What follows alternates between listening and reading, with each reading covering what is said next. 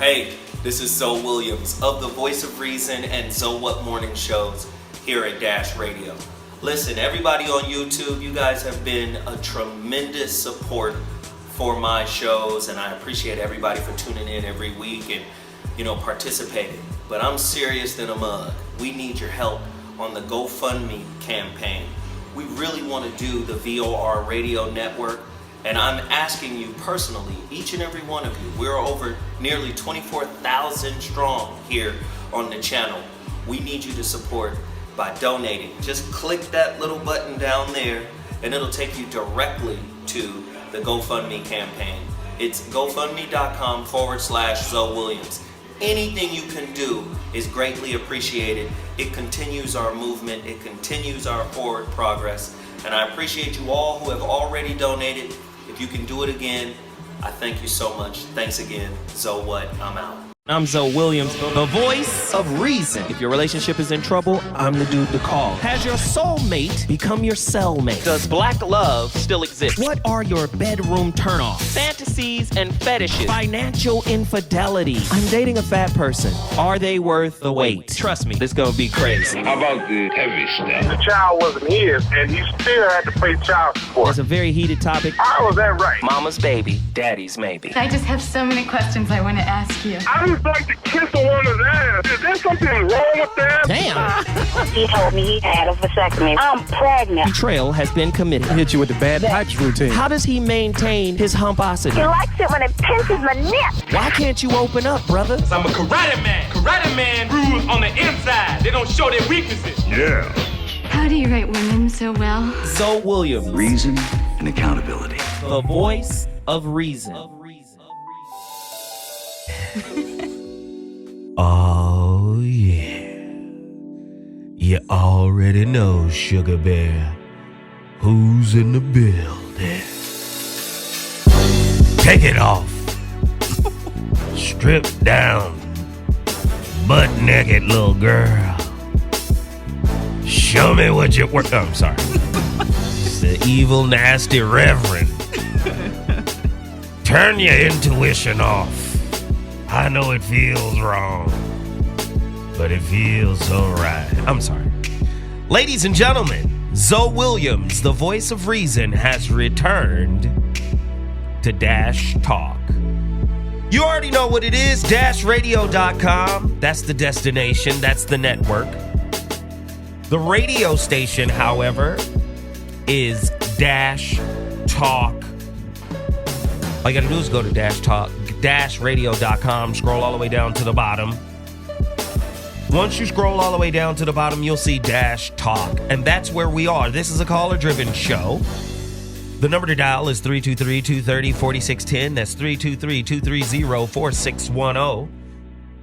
I want to hear from you because today's topic is so powerful because we got to understand from a female's perspective. I said, I'm going to make the room a little smaller, right? And me and Tiffany are going to go back and forth. But I want you guys to call in and share your perspective as well, because today's topic is really crazy. It's really crazy because there's this through line. Women are not accountable. Right. And I like to build on the conversations by adding layers. This is going to be bad, isn't it? It's going to get rough in here. I feel it already. Right? Okay. I mean, I don't want it to get rough. That's not what I wanted to get. I just want...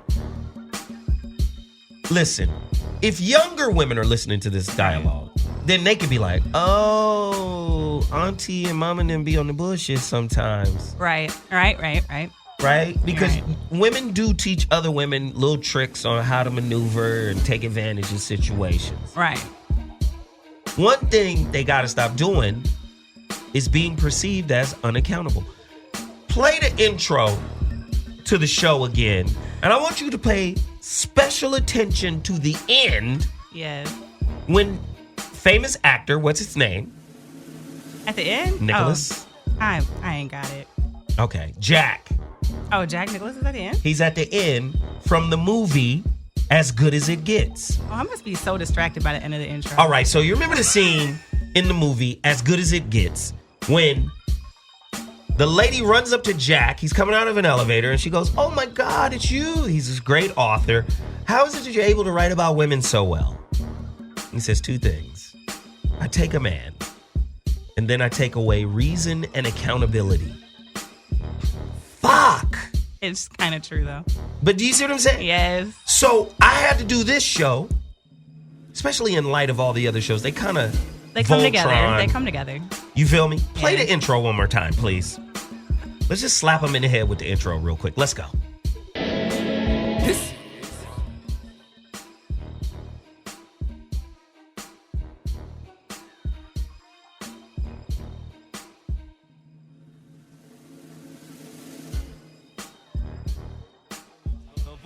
Of reason. If your relationship is in trouble, I'm the dude to call. Has your soulmate become your cellmate? Does black love still exist? What are your bedroom turnoffs? Fantasies and fetishes. Financial infidelity. I'm dating a fat person. Are they worth the wait? Trust me, this gonna be crazy. How about the heavy stuff? The child wasn't his, and he still had to pay child support. It's a very heated topic. How was that right? Mama's baby, daddy's maybe. I just have so many questions I want to ask you. I just like to kiss a woman's ass. Is there something wrong with that? Damn. He told me he had a vasectomy. I'm pregnant. Betrayal has been committed. Hit you with the bad pipes routine. How does he maintain his humposity? He likes it when it pinches my nip. Why can't you open up, brother? I'm a karate man. Karate man rules on the inside. They don't show their weaknesses. Yeah. How do you write women so well? Zoe Williams, Reason and accountability. the voice of reason. Hey. I heard it. Okay. Reason and accountability.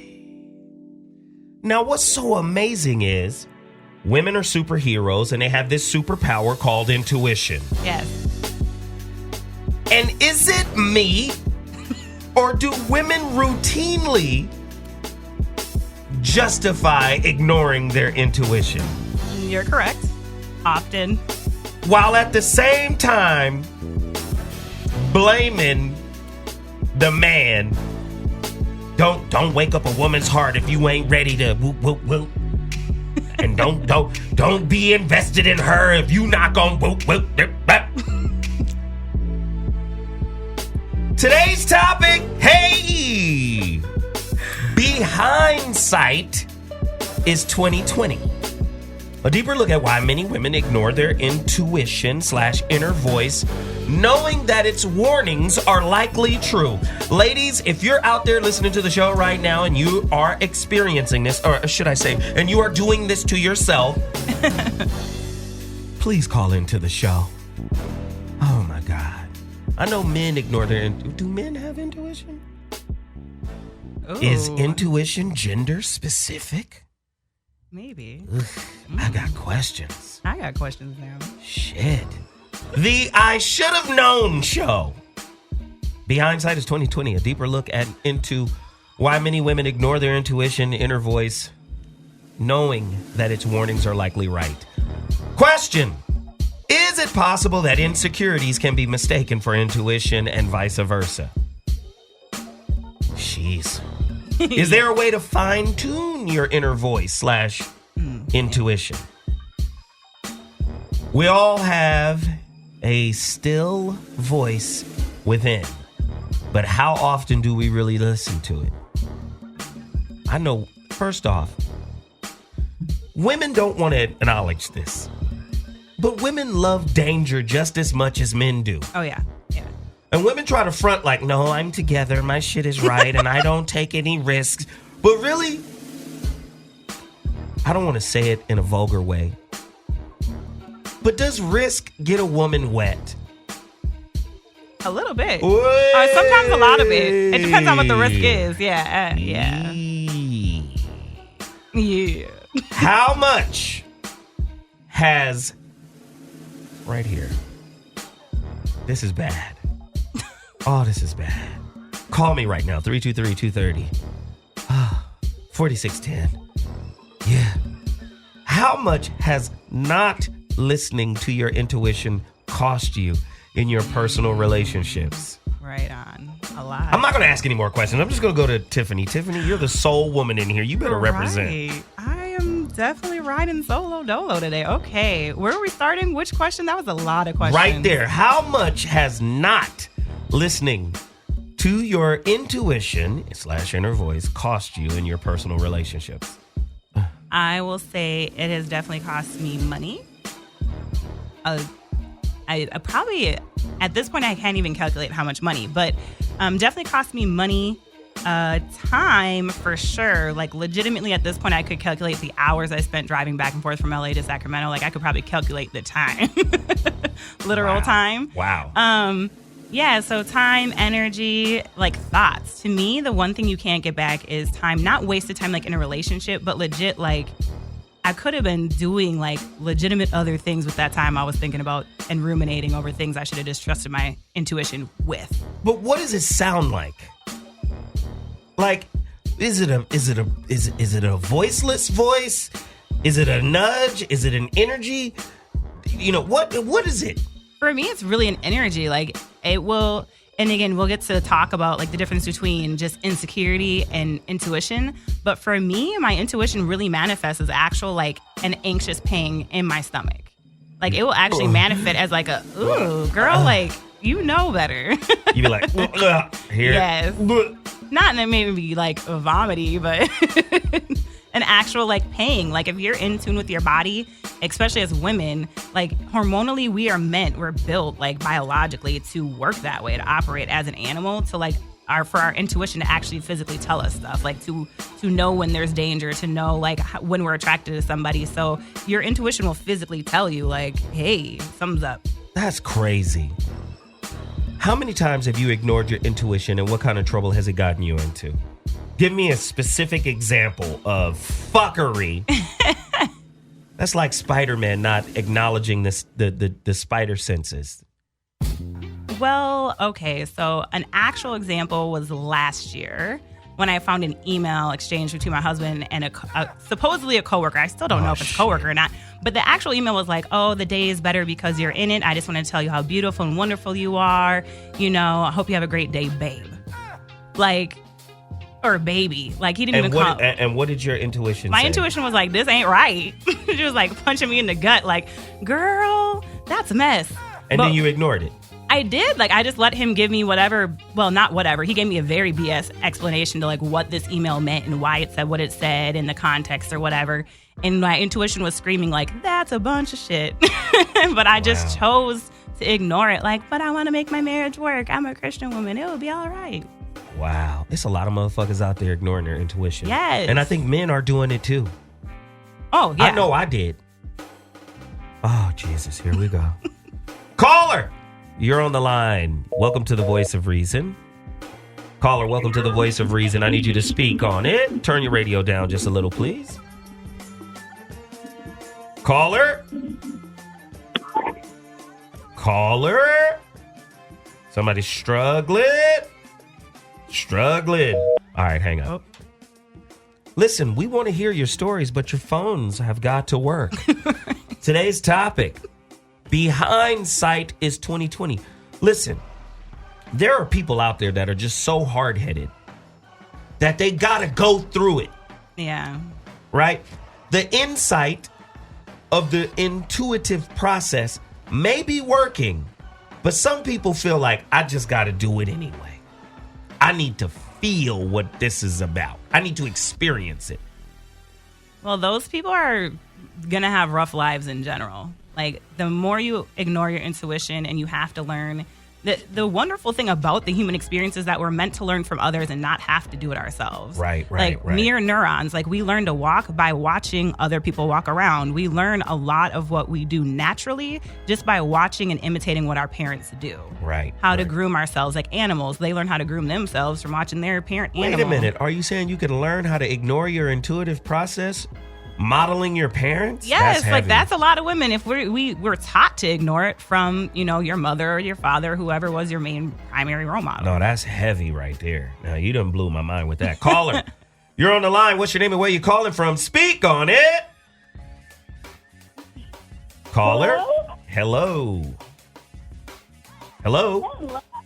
Hello. Hey, how are you? Good. How are you? I'm good. Are you listening to tonight's show? I don't know. No. How do I listen to tonight's show? And you're calling because? We saw a phone number on Twitter. Ah, got you. So this is how you listen to the show. Do you have a computer in your house? Yes. All you got to do is go to www.dashradio.com and then scroll to the bottom of the page and you'll find something that says Dash Talk. You click on it and we're live. Oh. Okay. Right? And so you do understand today's topic if you're following me on Twitter then, right? No. Okay, so you're a female, so this is going to work perfectly. Okay. Do you listen to your intuition? Absolutely. How often have you ignored your intuition and how did it pay your ass back? Way too many times. So speak on the times you didn't listen and what were the repercussions of not listening? I got fucking cheated on because I didn't listen to my intuition. What did your intuition say to you? My intuition said that I was, and I just wanted to believe what I wanted to believe. Ah, you just wanted to make it work, huh? Mm-hmm. Yeah. Yikes. I think female intuition is a very powerful thing. Mm-hmm. Yeah? And how does it speak to you? Does it speak in a voice or is it an energy? Is it a feeling? Is it? It's like a feeling. For Yeah? sure. I don't hear any voices or anything. It's nothing like that. I just mean it's more of your stomach can kind of tell you. Like a feeling in your stomach. So it's like a gut check. A gut feeling. Yeah. That's a good word.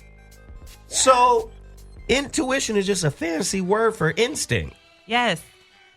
Yep. Interesting. I completely agree. That's exactly what it is.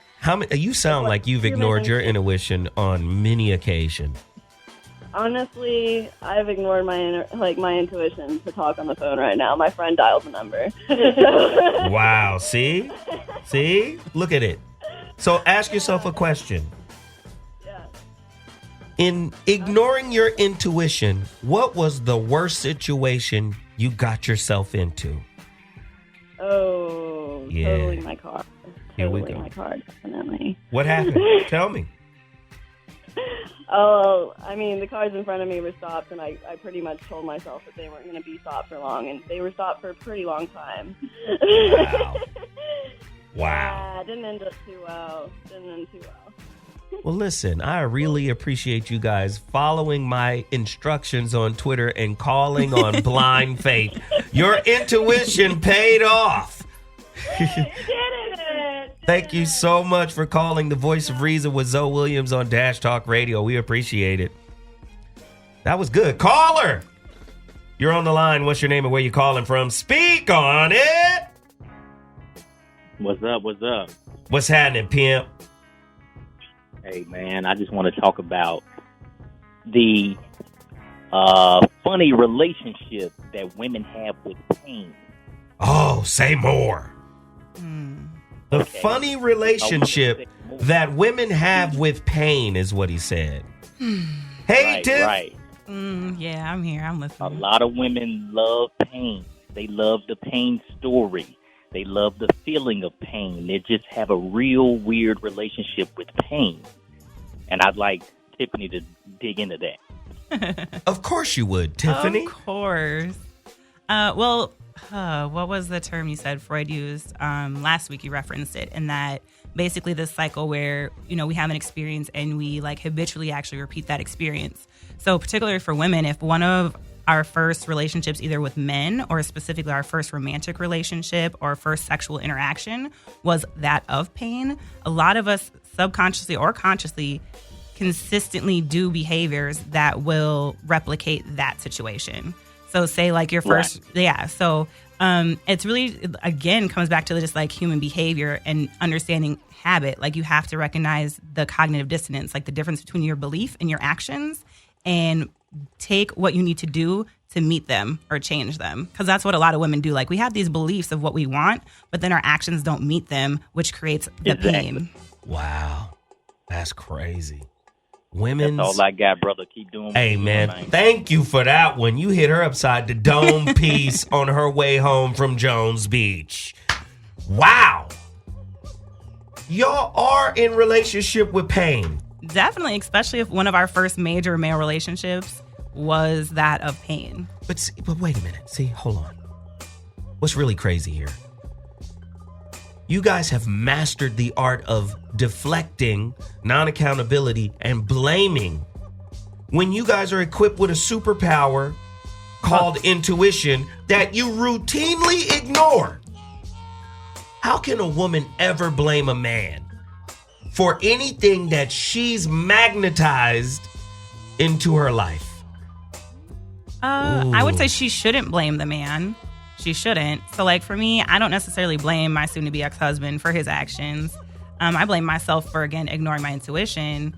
But he has to be accountable from him, and I have to be accountable for myself. So, but a lot of times. But a lot of women do spend, like 95% of women spend a lot of time blaming him. Like, if he didn't cheat, if he wouldn't have done this, well, you know what? If you wouldn't have attracted a cheater, then you wouldn't have been cheated on. I never heard a woman say that. That's where the accountability comes from. Like me, I'm in a huge point of life of reflection of like, what behaviors do I need to change? Like habits, just the people I surround myself around, all of that in regards to not let that happen again and be aware of what I was doing to let that happen again. Like ignoring my intuition is just not an option anymore. Yikes. Which comes off as sometimes it's just me being like short or cold because I'm just like, eh. But see, I think a lot of times people mix women up. They think women are these docile creatures that I think women are a lot like men in a lot of ways, in the sense of men are supposed to be the guys that adventure and going out there and putting themselves in harm's way. Women do this shit a lot. Yeah, definitely. Again, I think a lot of men, that's where they try to drive home. Women are used to like playing the victim, but it comes with the like really the cycle of pain that they're incurring. Being the victim is comfortable for them, and it allows them to continuously seek the thrill. Does Be-Hindsight, always going through some shit and then turning around and looking back at it, make one, I would say, more unforgiving, more rigid, especially with women who are unaccountable? I would say, well, no, because I feel like the woman who's consistently making excuses is the one that's more like oblivious to any accountability, so she's less likely to be rigid. Wow. Really, the bitter person, that's just a whole nother female. Yikes. Hey, check this out. We got callers. The number to dial is 323-230-4610. I want to hear about it. When was the last time you ignored your intuition? Is your intuition usually right? Do you know the difference between intuition and insecurity? Is there a fine line between fear and the intuitive process? Is the intuitive process devoid of emotion and time? Maybe the intuitive process is connected to the now, whereas fear is connected to the present, the future and the past. Mm-hmm. What is your intuitive process, and how many times have you ignored it, and are you in a whole heap of bullshit because of that? Caller, you're on the line. What's your name and where you calling from? Speak on it. Yeah, from Tennessee. What up, Tennessee? Volunteer state. What's up, Zoe? Man, just going through it right now. Fucking in a fucked up marriage, man. Just, man, really depressed. Shit. I'm 35, tired of going through the bullshit. Got like 5 kids on child support, kicking my motherfucking ass. Done tried it all, working, going to jail 6-7 times. It just seems like it's a never-ending fucking process. It's just so depressed, man. It's just about to break down. I'm just on the phone with you guys right now. Just don't know what to do, man. But definitely about to get up out this relationship, though. You know, I got a sister that live in like Chattanooga. Where you from, Zoe? Righteous. Just about to sell this car I got and get the fuck on, man. And I don't know what's next, but man, just need some guidance. And I just don't know, man. All right, so let me walk you through this. Let me walk you through this real quick. First off, number one, as bad as it is, believe you me, it could get worse. So that's a positive thing. The fact that it isn't as bad as it could be means you're in a position to flip this whole situation around. And yeah, it's difficult and it's whack. I'm not finna make up no excuses. The system is set up in such a way that it's designed for us to be impoverished once we get in it, especially on that child support situation. So you got to keep a job and you got to maintain it. And then after you keep the job and after you maintain the job, you got to maintain payments. And it's an unfortunate situation with the Obamacare, the way that's set up. Some parents may have to, or non-custodial parents may have to pay child support up to the age of 26 for their children. It's unfortunate. But bro, if you break down, what are your options then? No, I'm strong, man. It's just getting to me. I guess talking to you, you know what I mean? This all hit me at once, but man, I done tried. I mean, the work, hell the job, you know what I mean? Right. Get the job, and it's the same old shit, man. Right. I don't know. You work it, you get fired for some reason, or some come up, you can't get the job. You know what they do? Want to lock you up. So what are you? Let me ask you this though. What's your education level? Number one. I got like a year of college. I mean, but it's that's about it for education. Right. So, again, a lot of times there's a little bit of lenience, you know, for the non-custodial parent. Man, they don't want to hear that shit, Zoe. Man, I done gave them my student loan money to keep them locking my black ass up. Zoe. I know. No, I know. I know. So now you find yourself in a position where, you know, Lord forbid, don't do this, but you find yourself in a position where you got to hustle. Right? No, I can't do that. You can't do that. I done did that. Then because that ain't nothing but a means to right. That leads back to somewhere you don't want to be too. Yeah. Right. So let me ask you this: all you got is the situation you're in. Right. And you've heard it. You've heard it before. You're gonna have to turn that lemon into some lemonade some kind of way. I don't know how, Joe. Yeah, you do. Yeah, you do. Walk through it logically. What are your options? I got a little money coming to me here soon, man, from a lawsuit. My mama passed it. Right. I got to try to make do with that. I'm scared they might snatch that some kind of way if I put it in the bank account. But this is what I want you to do. I want you to walk through it logically. When I ask you, what are your options? Number one, receiving money. First of all, that's the main one. Intuition tell me to get the hell away from this crazy ass marriage, man. It's just not healthy. You know what I mean? Exactly. But let me walk you through, because I know you're a little upset right now. So let me walk you through it.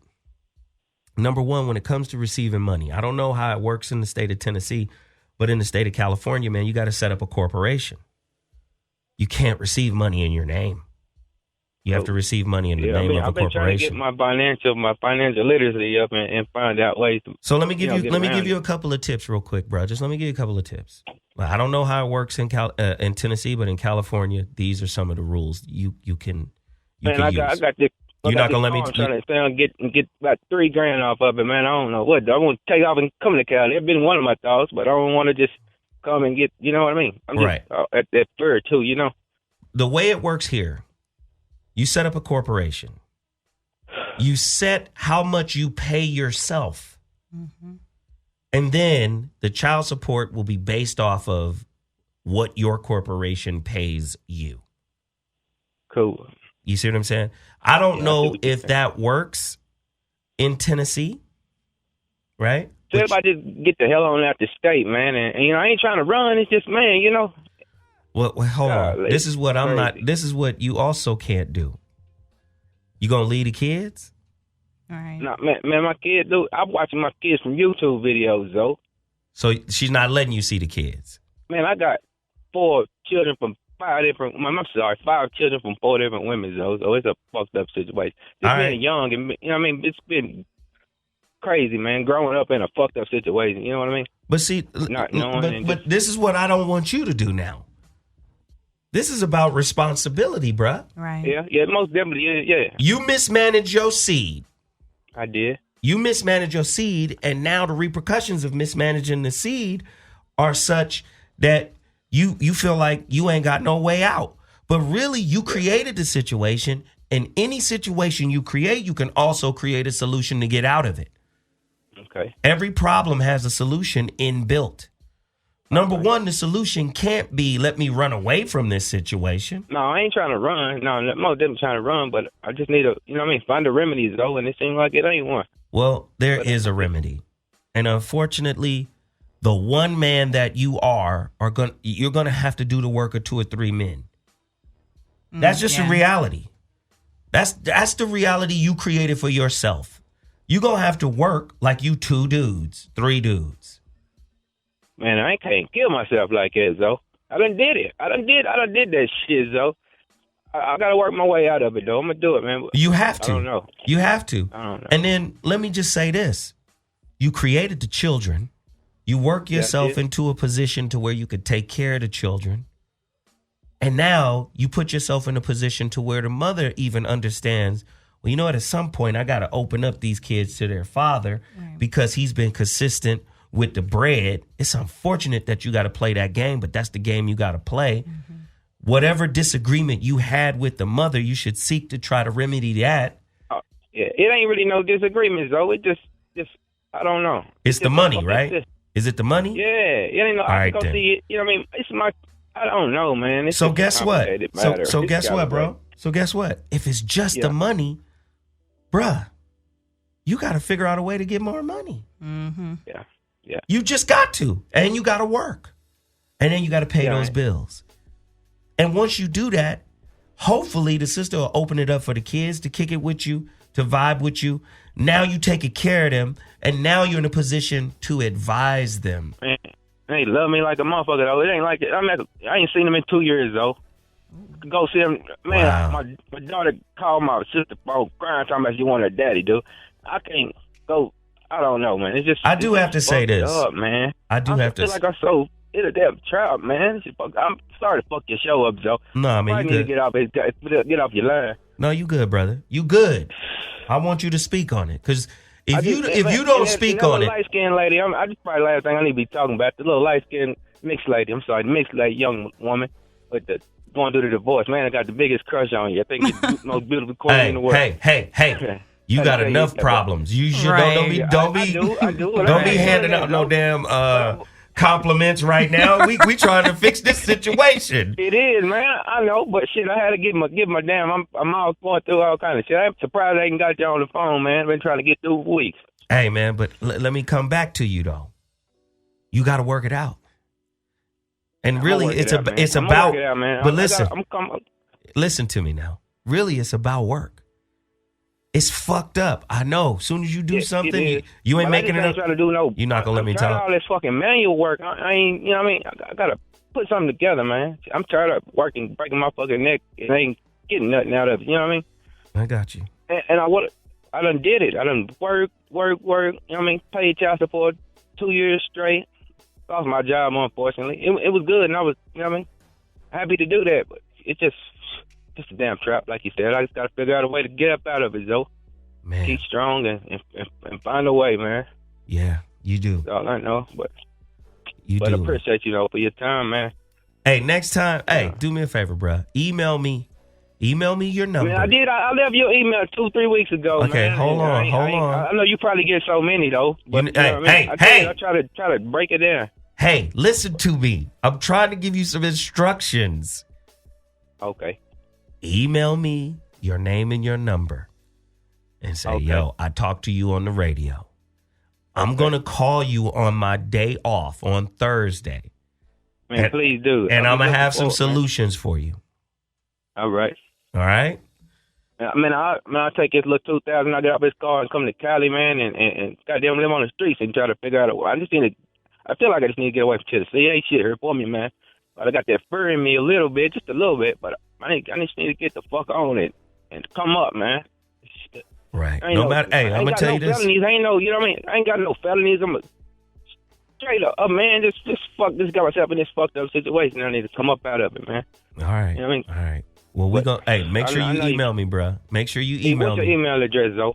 I'll tell you right now, it's 2319 Zoe1 at gmail.com. 2319 ZO1 at gmail.com. Email me, dude, your information, and I will reach out to you on Thursday. We'll talk about it, and I'll have something for you. I really appreciate that, Zoe. I'm going to let the line go so you can get to your show, but I really appreciate that. I'm going to do that, Zoe. Hey, for sure. Appreciate you, man. All right, one love. All right. Wow, that's heavy. That is heavy. That's heavy. But you know what? You can call in and get it off. Call in. Let me know what's going on. True or false? Your mind will answer most questions if you learn to relax and wait for the answer. Oh, yes. Keyword relax and wait. Let me just say, a lot of people can't access their intuition because of their anxiety. Yes. They're so anxious and fear-ridden that the natural process of their intuition is blocked. Right. They just can't access it because, oh my God, what are we going to do? That's the projection into the future. Yes. And oh my God, I made a mistake. That is looking back at the past, and the present is totally neglected. How do you deal with it? Because I know. Listen, a lot of y'all out there don't know light skin over here. They be tripping on her. But let me just say, she be anxious than a mug too. Oh, yes. Y'all fooled because she brilliant. But she be anxious than a mug. I will say my adolescence thankfully was not thankfully, but weirdly enough, my adolescence was actually way more anxious, but I covered it up by overachieving. And my adulthood has actually been more of like my fearlessness time. So, but with that being said, yes, I'm a huge survivor of anxiety. And that's what led me to like getting my master's degree in clinical social work to like learn more about managing it and helping other people manage it. So for me, absolutely, anxiety completely pretty much like quiets. It silences it will just mute your intuition because basically you're choosing not to listen to your intuition because like Zoe was saying, you're afraid of, for me, it was afraid of the past, admitting mistakes and, embarrassment and all of that. And then thinking of the future, you're terrified of what the truth is because your intuition is really telling you something you're terrified of. For me, it was, he's cheating on you. Like, duh.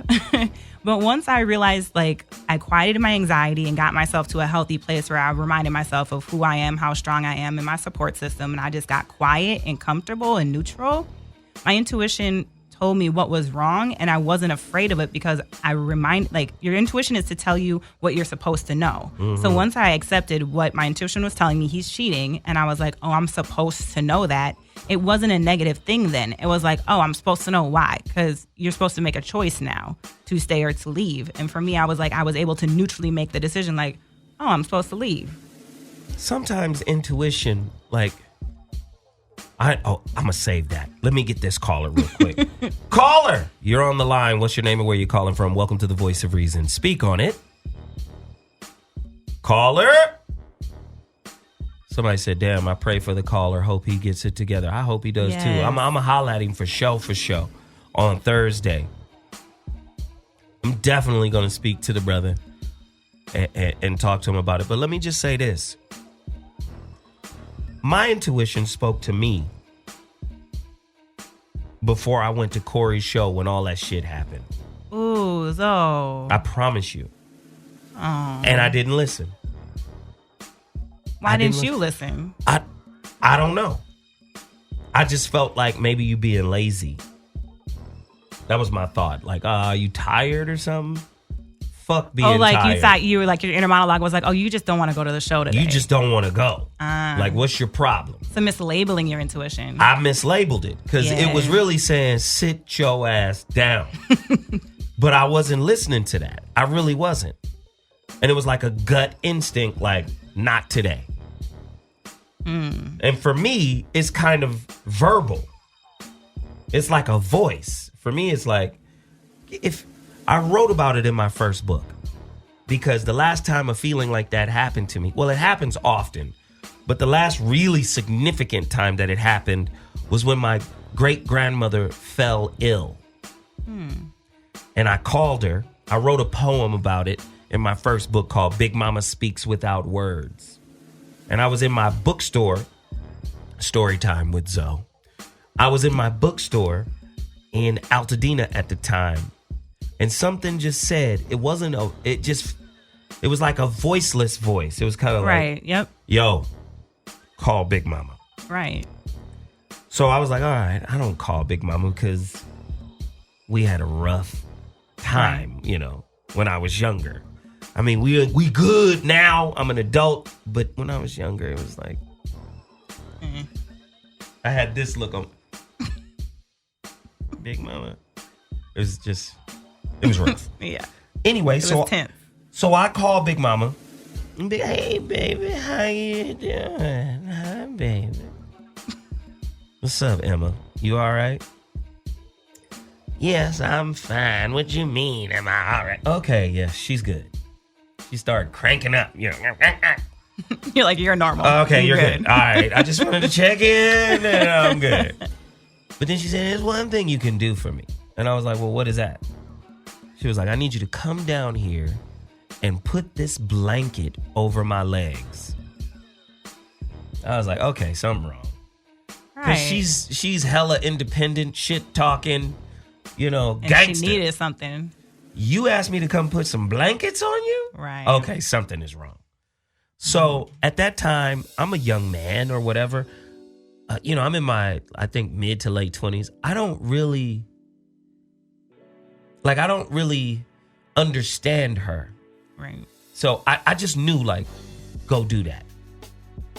So I'm down there knocking on the door. I finally get down there and I'm knocking on the door, banging on the door. It takes her an hour to get to the door. Oh, dang. But the whole hour, she's talking shit. Go, Big She's Mama. like, open the goddamn door, boy. I said, the door is locked, Big Mama. Well, if the door is locked, goddammit, then you locked it. What? But when she opened that door, you saw. It was Oh. bad. She was like 80 pounds or some shit. Oh. She was covered in feces. Oh. She was on her little rocker. So you say Big Mama. So I just picked her up and put her in her bed. And then I just did the best I could do. I just kind of cleaned up a little. But I was kind of overwhelmed because I was like... Well, you were a young man. That's usually something like a lady of the family would do. Right. Yeah, go you, though. So, okay. The crazy thing is, a sister by the name of Keshar, right? Older sister. Mm-hmm. She used to come to my bookstore all the time. So Keshar was like... I tell Keshar what's going on. Keshar's like, okay, fuck it. I'll be over there. So Keshar goes to my Big Mama's crib, cleans up the whole house, bathes Big Mama, does her hair, puts her in clean clothes, cleans everything. And then Big Mama decides to disclose the truth about me to Keshar.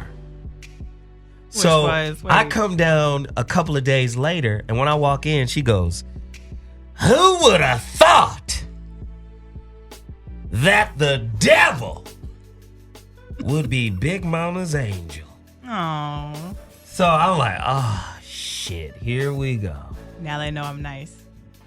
So she's telling all of these life stories about, how bad I was when I was a kid, how she didn't think I was going to live, all kind of shit. Wow. She revealed the whole shit to Keshar. But I didn't know that was her last 2 weeks of life. So she was just letting it all ride. It was that was a cold time. But that was my intuitive process. Right. I responded when I heard whatever that was. They said, call Big Mama. Right. How many times did that happen to you?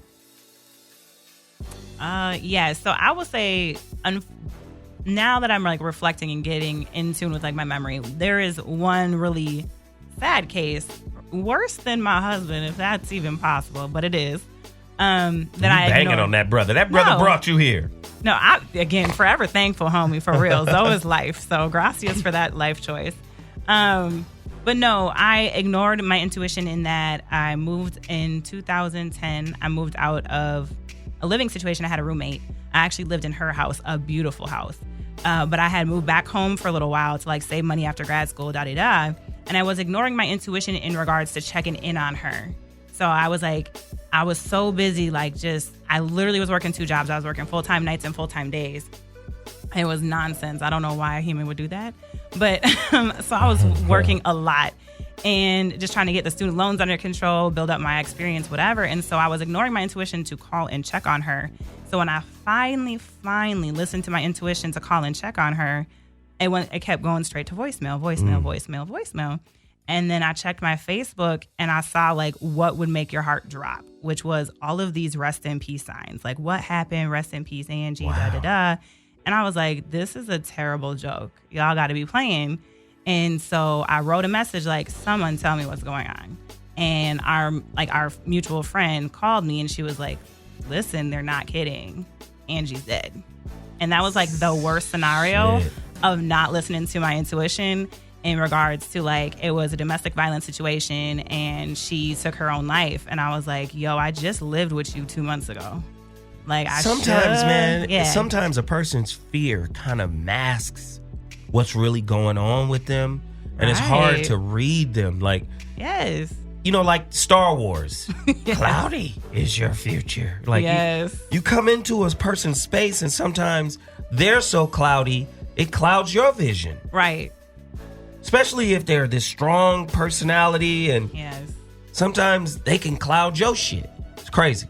Caller, you're on the line. What's your name and where you calling from? Speak on it. Hey, Zoe, this is Tennessee again. I just need your email one more time. I ain't have a pen, but I got one now. All right, I got you. 2319 ZO1 at gmail.com. 2319 ZO1 at gmail.com. And everybody on Twitter right now is shouting you out, saying they rooting for you, bro. Man, I appreciate that, man. I appreciate it, man. For sure, man. I got the email. Thursday. I'm gonna hit you up, man. All right, Thursday we're going to talk. Looking forward. For sure. Right, peace. Bet. Hey, man, listen. If we're not able to help people, what the fuck is the show for? Right, though.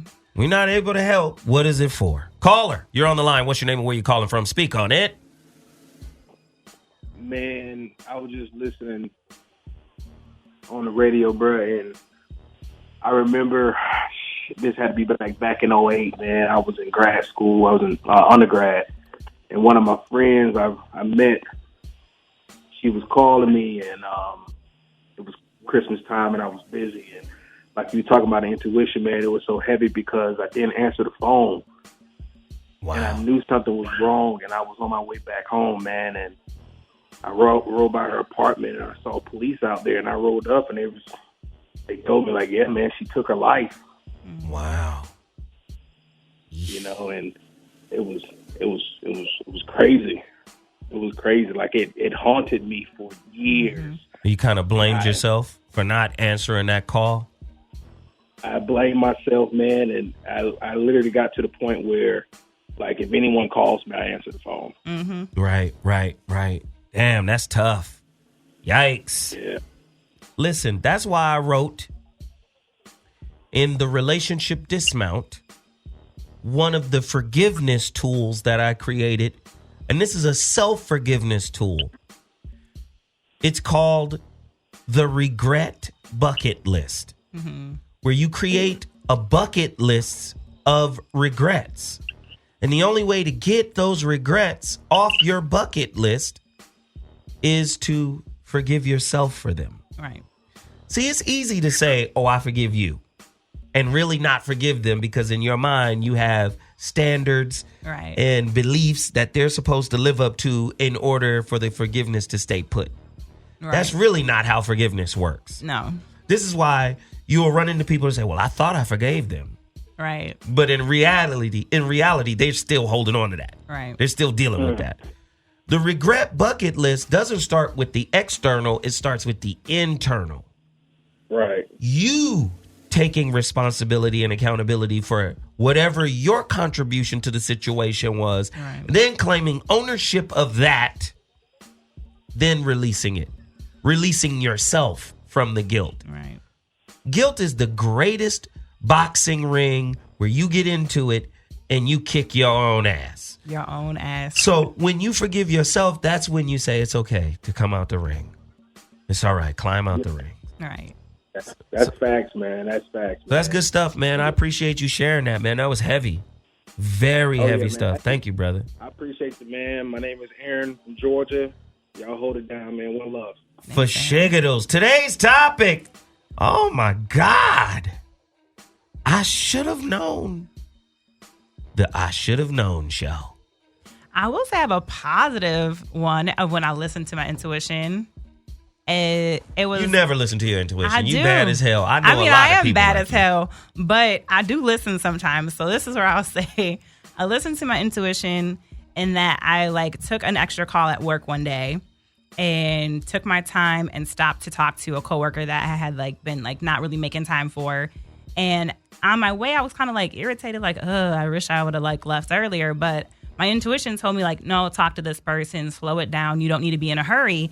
And I'm glad I listened to my intuition and I took the time and I slowed down because that was the day the bridge collapsed in Minneapolis, and I would have been on the 35W bridge when it collapsed had I been in a rush and not listened to my intuition. So I'm just glad I took the time for one time in my life to listen to my intuition, because otherwise I would have been on the bridge for the 35W. And I'm going to tell you right now, sisters should be calling because I know y'all done fucked up your lives by doing a gang of bullshit and then flipping it around and trying to blame somebody for it. Right. And I think that's for my narrative. I do take a lot of accountability, and I think that's probably where his call came from. Maybe people are perceiving me processing the situation differently than I am. I'm very accountable for the fact that someone just recently asked me, when did you realize your marriage was over? Because you've known for a while. And I was like, dang, that was a solid question. Wow. And I thought about it and I reflected on conversations I've had and things we went through. And I can tell you 6 months after we were married, my husband didn't really want me anymore. But see, wait a minute. And that we started struggling, and we went through marriage counseling twice. And what I realized is it didn't matter what the issue was. I wanted to fight for it no matter what. It didn't matter what the signs were, what the red flag was, how much it was screaming, this ain't working. I was like, but we're married. But I think sometimes women fight for the symbol over the reality. Right. I want you to fit into this. Well, it was more just I did this, and again, the side story. I married my side dude. So I was on a huge rampage to be I know I can be monogamous. I know I can be a good Christian wife. I definitely know I want to prove to the world I didn't make a mistake in choosing you. It was hella reasons why I was just yeah, I'm going to make this work no matter what. And I cloaked it in my religion, which was God wants me to, marriage to work, blah, blah, blah. But it was really all the embarrassment, the shame, all of that was just a whole bunch of excuses for me to keep on holding on. Wow. Caller, welcome to the Voice of Reason. It's Ignore Your Intuition Hour. I should have known. Yikes. Man, this is a wonderful show, man. Wonderful show. Thank you. I just got one story about actually this woman that I went out with, man, and she always talked about, I should have heard or listened to my intuition, and she ended up sabotaging the relationship because she felt guilty for not listening to her intuition before she met me. What? Okay? So my thing is, if you think about it so much and you're okay, I should have done this, I should have done that, and you won't forgive yourself, you end up sabotaging your current relationship, man. Self-fulfilling prophecy. Yes. You Absolutely. keep projecting this I'm negative shit over it. Right. Go ahead. I'm listening. Man, I'm wondering, because she was a great woman. It was just that she just had this anxiety. Is there anything anybody else can do from the outside to say, look, you really overthinking this without just totally shutting them down? Nope. No. You can't see for somebody. No. Wow. That's the cold thing. You can't see for nobody. They got to see for themselves. And especially the intuitive process. Mm-hmm. At the end of the day, for real, hey, sister, I'm going to sit down and have this conversation with you. Could you be looking at it from this angle? Could you see it from this angle? Could you see it from this perspective? But if all they have is the fear and the anxiety, they'll fight you over those lenses that they're looking at the world through. Right. Because that's how they see the world. You can't see for anybody. All you can do is the same thing a stop sign does, and that's indicate. Yes. That's it. That stop sign indicates something. Stop. Now, you can keep going if you want, but the consequences are yours. Right. You can't do that. You can't stop for someone. You can't go for someone. You can't read the signs for them. I mean, you can read the sign for them, but it doesn't mean they're going to listen. No, you can't understand the sign for them. Yeah. You just can't. That makes a lot of sense. So, yeah. All right, bro. I appreciate it, man. Thank you. Wow. Caller, you're on the line. What's your name and where you calling from? Welcome to the I Shoulda Known show. Hindsight is 2020. Speak on it. Callerific. Okay. Call us back. The number to dial is 323-230-4610. Our engineer just told us he's got a really sad story regarding this particular topic. Oh, no. Pull out the Kleenex. Here we go, Daniel. What up, Zoe? What up, Tiff? How What are up, you? what up, what up? Good. So this was actually kind of recent. It's like two parts. So last August, I lost one of my best friend's father. Pretty much lived with them. Older guy, died of cancer. We were expecting it. After the death, I kind of distanced myself. Just, mourning's different, kind of hard. But I was really, really close with the family. Fast forward to a couple months ago in March. I was just getting back from the UK. And when I was at LAX, I was just like, you know what? I need to call Kelly, who's my best friend's mom. Right. And I was like, I should go see her when I land. Like, on the plane, I was like, I need to see her. I need to talk to her. Uh-huh. And didn't end up calling her. Didn't end up seeing her. This was on a Sunday. And by Tuesday, I received a phone call from my best friend that she had passed away. Wow. She fell down the stairs and broke her neck in her apartment. Oh, my goodness. It's crazy. Like, I still don't believe it. But within 2 days of, give her a call, see how she's doing, and she was gone 2 days later. Wow. Well, this goes into that ESP psychic shit, too. The intuitive process, intuition, is it a faculty of extra sensory perception? And a lot of times, man, especially mamas, yes, they be knowing when them kids are in trouble. Yes. And they just get that, what? Hold on. Let me go outside real quick and walk right outside on cue when the first punch is thrown. Right. You see what I'm saying? Sometimes the mothers be knowing that stuff. Mothers, twins, like my grandma's a twin. Twins, she had twins. yeah. And then my uncle had twins. So twins run in my family, but it's real. They'll tell you like, oh, I can feel when so-and-so is this way, or I can feel that. So it's very real. There is, people don't talk about it. There's some science around like the biorhythms and the biology and science behind it. Right. But yeah, and even as, who was it? Who's the medium? Which one? It's a gang of them. I know, but who were we just talking to a few weeks ago? Oh, you talking about Hecka? Yeah, Hecka. So even Hecka kind of alluded to like we all have it to an extent, but some of us are just stronger than others. So, and I truly believe that. Again, we've talked about it before, like prophetic, whatever, psychic. But I truly believe everybody has it to a point. To some of us, demonstrate that talent and gift in a different way. It's more in tune. Yeah. So I definitely. That's why I said I've just learned to listen to it more than fight it. Because anxiety has not ever served me positively. And that's why I feel like as an adult, I've been able to live more fearlessly because I realized anxiety, well, I'll be honest, I was super successful by the time I hit 25, but I thought about how much more successful I would have been if I lived those same steps and actions fearlessly instead of out of anxiety. But see, I even think that is wrong-headed, even thinking in that way. Right, like just to be fearless and just do. Like, I did a lot of stuff because I was anxious versus, like, because I was excited to do the things. Like, I played life safe, and, yeah, that was, like, successful in society's area. But I'm, like, in the areas where I really am, where I feel fulfilled, I'm like, wait a minute, that goal didn't achieve that really. Let me try this another way, which is like just jump on in here. So not that I regret anything, because my accomplishments are amazing and I've touched like literally thousands of lives. But now that I've taken another approach, I realize I'm more fulfilled and it's more successful to me to live fearlessly than to live out of anxiety. Is there a difference between your inner voice and your inner critic or judge? A lot of people can't tell the difference. Between their intuition and their inner judge? Yep. Oh, yeah. That inner critic. That inner voice of, you're fucking up. Right. And well, that's like telling the difference between your intuition and your insecurities. Basically, that ties into that. And I think a lot of people, I know a lot of people ignore their intuition because it points towards your insecurities. So like in regards, let's use me and cheating, for example. If I have to acknowledge that my intuition's telling me you're cheating, that might actually make me acknowledge you might have a reason to cheat. Or I might not be good enough.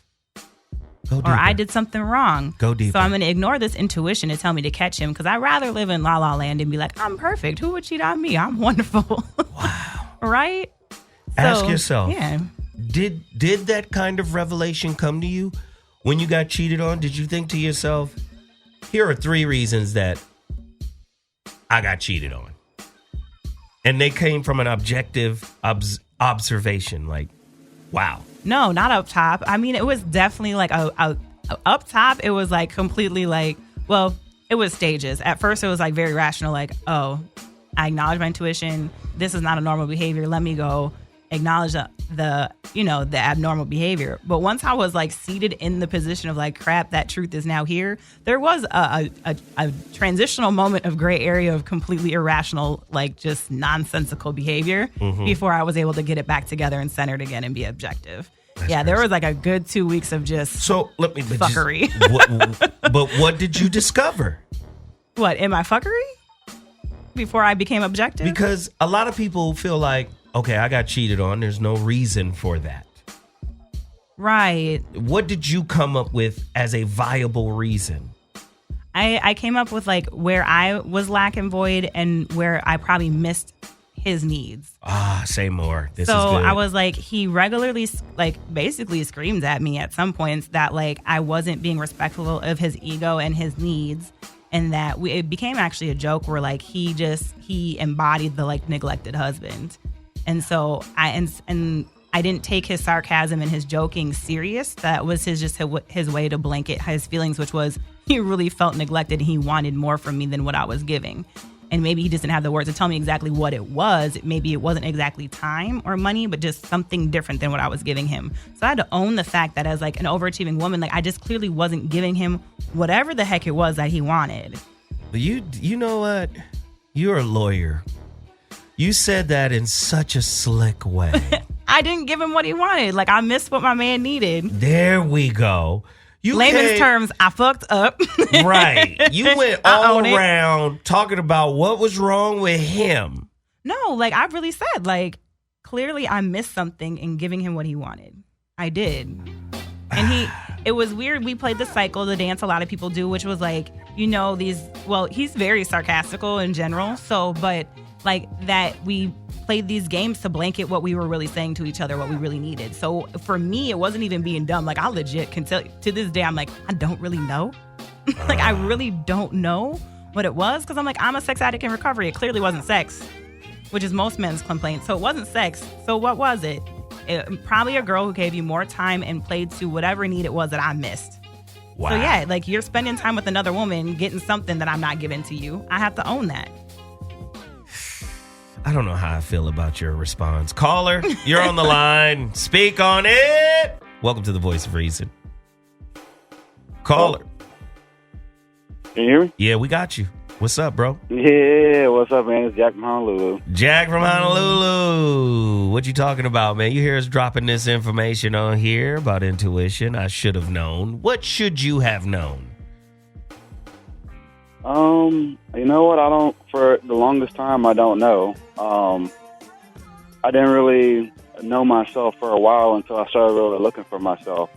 So there was a lot of, insecurities and fear that was blocking my insight. So I couldn't even really, right now, I was trying to think of, was there something? I couldn't really speak on that. But what I can speak on is what Miss Tiffany is talking about, whereas, you know, kind of a self-reflection and infidelity on what you weren't doing, what one person or what the other one wasn't doing.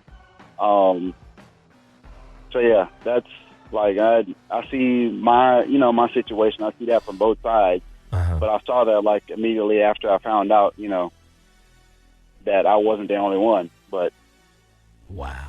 Yeah, that one, yeah, when she said that, I was like, my mouth fell on the floor like, dude. You know what's crazy? Why isn't it that men can't really pick up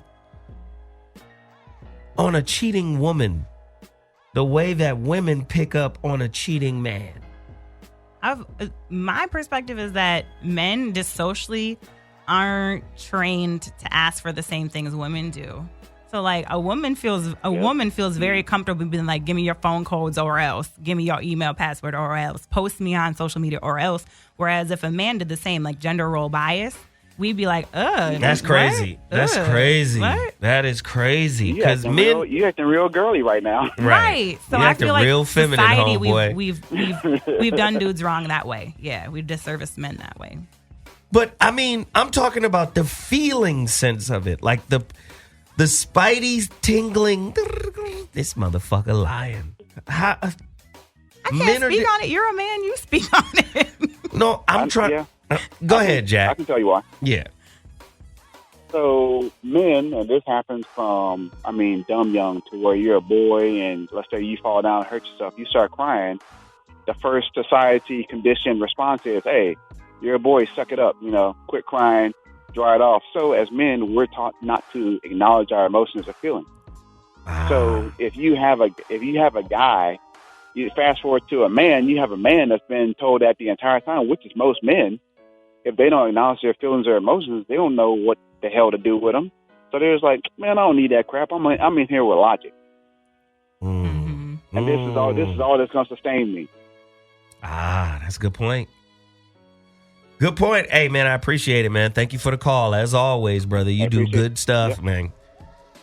This shit is driving me crazy. Sure, you guys are more logical. So as long as we're following a routine that doesn't trigger things, like your intuition wouldn't necessarily be like, that's out of place. You know what I'm saying? Like, because I don't think we logical, look for shit like that, though. Right, you don't. So you would miss it. Whereas like a woman, like we're so like nitty gritty ingrained with stuff like that like any little thing is gonna be like, what's that about? That's crazy. That's crazy. Like I said, for me, like the thing that triggered me was my husband picked a fight with me, literally. Like, and it was so out of character for him. Like, when was the last time in the middle of a conversation he just hung up? Like, never, or like years. So instantly my intuition was like, okay, don't be emotional, but logically, like, does this even make sense? Like, and text them like, did you just hang up on me? Like, I was literally confused. Like, my intuition was like, girl, this is weird. Crazy. You know, like, so to like, we're in tune to like really be like, okay, this is out of the norm. Like, this is weird. See, we don't. Whereas a guy would just be like, logically, does she have a reason to hang up right now? Let's like figure it out. Me, my intuition was like, girl, no, this is weird. But that's what I'm saying. Like, regardless of the reason you hung up, like, this is weird as hell. But that's what I mean. Like, tell me I'm wrong. Most women, when they break up with you, by the time they break up with you, the breakup has been in their mind for a long time. Oh, yes. It's been plotted and planned for a minute. So a lot of times men are oblivious to that. Yes. It comes out of nowhere. Well, to you, yes, it comes. But the woman. Because we're going to play. I think this is. Not I think. In my experience, it's a safety thing because women like to plan their exit strategies. Like, why jobs fire you on a Friday? Mm-hmm. Like end of day Friday, so they don't have to worry about you trying to come back and do nonsensical things, you know? Like, right. Women like to plan their exit strategies in case you wild out, their girl gonna be in the car, their brother's gonna be waiting, something like that. It's a safety thing. Right. No, that's a good point. Good point. Caller, you're on the line. What's your name and where you're calling from? Welcome to the Voice of Reason. Speak on it. Caller? Hello? Caller. I'm going to give you, Boost Mobile. Anyway, somebody calls in here from Boost Mobile every week. Every week. Listen, we're about to take a quick break. Today's topic is crazy. The I should have known. What should you have known? It was obvious you was fucking up. Right? Right. And your intuition was telling you, don't do it. Not him. What if the situation was the dude was perfect? Height, job, attractive, teeth, hair, wallet, car, single, no kid, just perfect lineup. And your intuition is going, yay. Yay to the motherfucker. Listen. How often do women ignore that just to get a confirmation? I think a woman's intuition, which one does it? Oh, this is great. Which one does it? Her intuition or her insecurity that leads her into your phone to get the confirmation that she's looking for? If it's intuition, shouldn't it be right? But if she's wrong, shouldn't that be insecurity? Well, I was going to say, that's how you decide. That's how you find out. That's how you know it's insecurity or intuition. And in my case, I just gave a talk on this about the difference or redefining closure and making closure not needing to know answers is because I never got the real, like the solid, like I've never seen the girl. I have like little evidence and proof. I've never gotten the phone access. Like I basically, I know, but I don't know. You know what I'm saying? So I just had to accept like my intuition, what it told me, what I found so far is good enough. I'm good. Oh, Lord. Because I didn't get it. Like I didn't get whatever it is that most people need to get. So I was just like, meh. Listen, we're about to take a quick break. We'll be back at 2.2. You're listening to Dash Radio, Dash Talk. This is Zoe Williams, the voice of reason. Tonight's topic, I should have known. Hindsight is 2020. A deeper look into why many women ignore their intuition and then turn around and blame men for all of the shit that happens to them. Okay, we'll be back in 2.2. Yeah. The voice of reason back in the building. Where my music at, Kurt? You know I need that music, man. Underneath. Yup. So, you remember how your grandmama or your mama had that intuitive process that would be like, don't bring that boy back round here. Yes. You feel me? Where is that now? We don't have that no more. Right? I'm trying to understand. You know, how do you pick that up? Especially for boys. Right. Because wouldn't a man or a boy have to be somewhat connected to his feelings? Yes.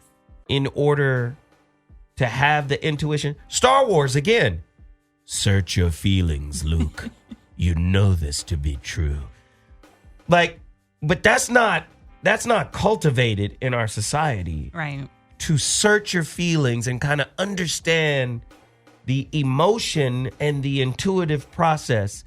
Because I don't believe that intuition is gender specific. No. I don't believe it is, but I do believe that it's retarded in men. Yes. Because men are supposed to be seen as, like, sometimes you'll hear men talk as if the principles of masculinity are monolithic. Right. Right? Well, you know, men are like this. There's not cookie cutter. And women are like that. There's no real cookie. Like, certain elements that you're talking about are facets that you're speaking on. Vacillate. They fluctuate. Right. They phase in and phase out. You know what I mean? Like, when it comes to intuition, can you imagine what kind of dog a male master of intuition could produce? Like, if he knew his feelings deeply, he knew he could control his intuition, how he could read a woman. Oh, right. Yeah. It would be like, there she is. She is ready for the taking. You know, you put that What, the Darth Vader? Like, I'm just saying. Men would be dangerous to the motherfucker if their intuitive process was as developed as women. yes. That would be some whole other shit. It would be some other shit, but also you would avoid some of the, as you call it, mismanagement of seeds. I done well. mismanaged all kind of nut. Excuse me. Whoa. I'm just saying, because if men listen to their intuition, they would know like what these women's intentions are, who you should and should not be procreating with, what that would produce. Because again, similar to like we have talks about the yoni and the yoni intuition, like if women were in tune and listened to their intuition, like you would be picking better partners off top. So if men were really in tune, they would be avoiding a lot of these pitfalls. I don't think women are picking partners. I think they're picking situations. No, women are definitely picking situations. But again, for men, if they were really emotionally in tune and just intuitionally in tune, they would avoid a lot of these situations that they fall into as well. Man. I think if an inner voice would speak to men all the time, he'd probably think he's crazy. True, because again, we definitely raise up men and women very differently in society. For women, we teach them about that inner voice and the self-confidence and just what that dialogue looks like to how we raise up young girls versus how we raise up young men is very different. Man. Like, regrets are real big, too. Oh, yes. See, let me tell you something. Like, people who are older, this is why I like to surround myself with people that are older, people that are more well-read than I am. Ooh, people, that's a thing? Yes, it is. Oh, wow. People who just know more about themselves and God. And I try to put myself around those kind of people because at the end of the day, I see those people as insight. Right. To me, that's the embodiment of insight. You know what it means? They've been through all the shit. Mm-hmm. So now they have an insight on what they've gone through. So it manifests as insight to me because I don't have to go through it if I listen to what they've done. Thank you. Like I said, why do you need to go through it if someone else is willing to demonstrate it for you? Right. Like, everybody's like, you kind of grew up a goody two-shoes. And I'm like, well, look at my brothers. Y'all, my brothers are a hot mess, okay? They are the definition of, like, just terrible. No offense to that. Well, offense taken. I'm sorry, brothers. Y'all know your life is a mess. Damn, So sis. I won't even say no offense. They know what they've done, and this life is a mess. So they know, and that's fine. So, but what I learned from that is I didn't have to do drugs to know drugs wasn't for me or my family. We have a history of struggling with drug abuse and alcohol abuse. I don't need to do that to know. Sometimes people just got to go through it. Right. Like, I don't need to break the law to realize, like, going to jail ain't fun. Like, my brother's in life now, like, in prison for life now. Like, I don't need to experience those things to know, like, that ain't for me. Caller! You're on the line. What's your name and where you calling from? Welcome to the Voice of Reason, Boost Mobile. Caller. You're on the line. What's your name and where you calling from? Speak on it. Caller?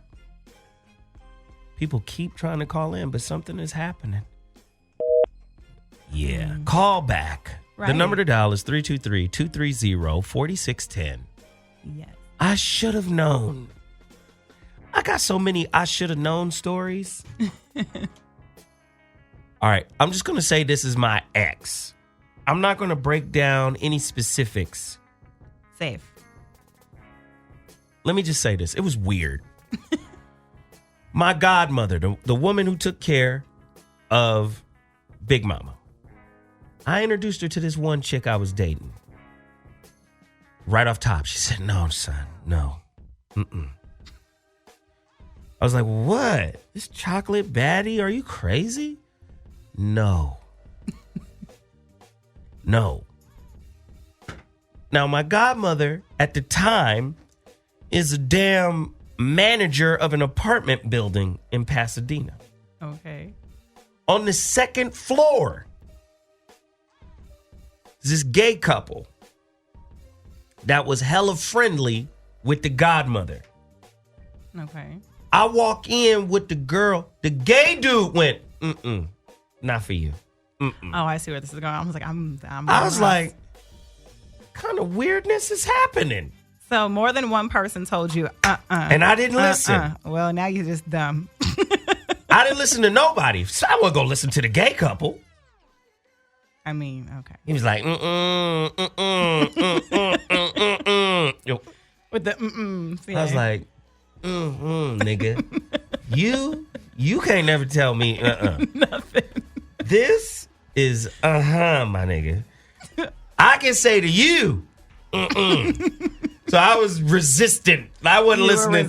I wasn't listening to shit he had to say. We make excuses to ignore our intuition. Like you were like, I can't listen to that. But the real person who told me was my godmother. She was like, bro, not for you. Mm-hmm. I didn't listen. Worst decision I ever made in my fucking life. Worst decision ever. Why is it that it's so easy, and then when you look back in hindsight, you start remembering, damn, even the gay couple told me. Right. The fuck was I thinking about? Caller!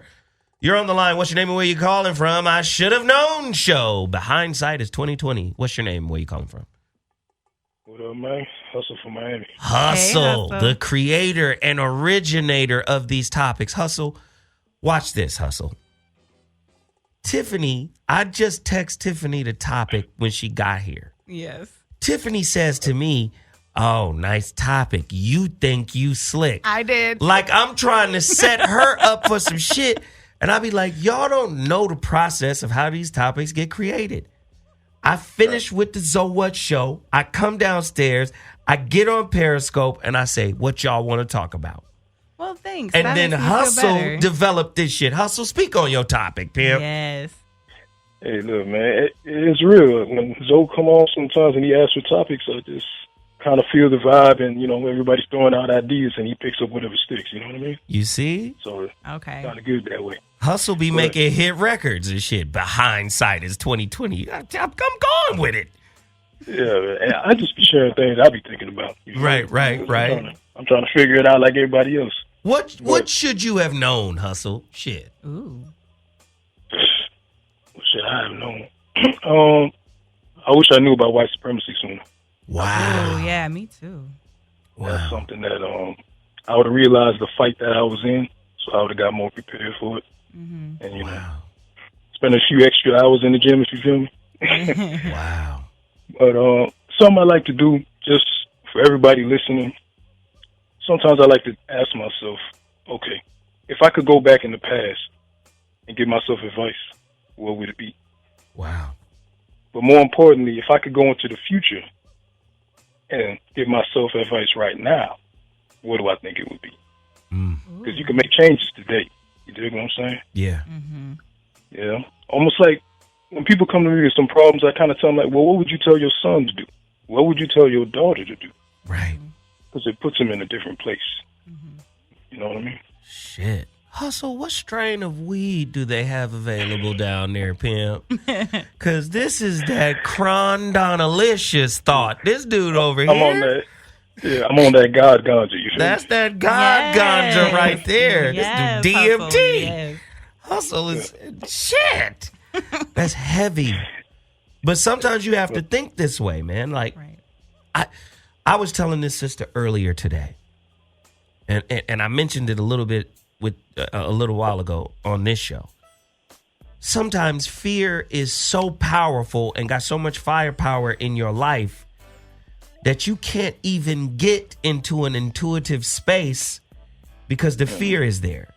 I was like, if you just sit quiet and be quiet, this is what meditation is for. You hear people say this all the time. Right. Prayer is about supplication, asking, begging, pleading to receive something. Whereas meditation is quieting the mind so that you may hear the voice as opposed to speaking. Sometimes, man, that intuitive process is the same thing. As soon as you get quiet, you hear that voice or that feeling that kind of nudges you in a particular direction. You agree or disagree? Hustle.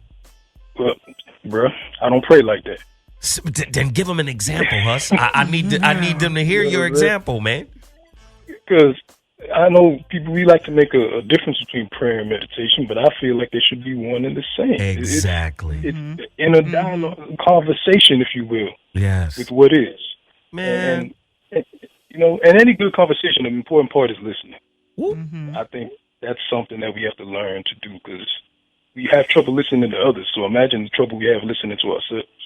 Wow. Damn, Hustle. Yes. Okay. Shit, the Hustle Hour, ladies and gentlemen. Welcome to the Hustle's Voice of Reason. The number to dial is 323-230-4610. Hey, man, we appreciate you. You know that, bruh. You know that. We appreciate respect, it. Man. Thank you, fam. All the time.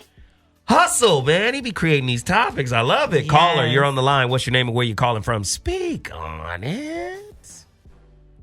Caller. It'd be like every other caller. Like, this is one caller trying to get in, and they're in the swamp. In the cloud of whatever that is. Whatever that is. Whatever that is. But Hustle said something really that's going to ruminate with me. I'm going to have to like tweet that out and remind myself later. That he said, if you have trouble listening to others, imagine how hard it is for you to listen to yourself.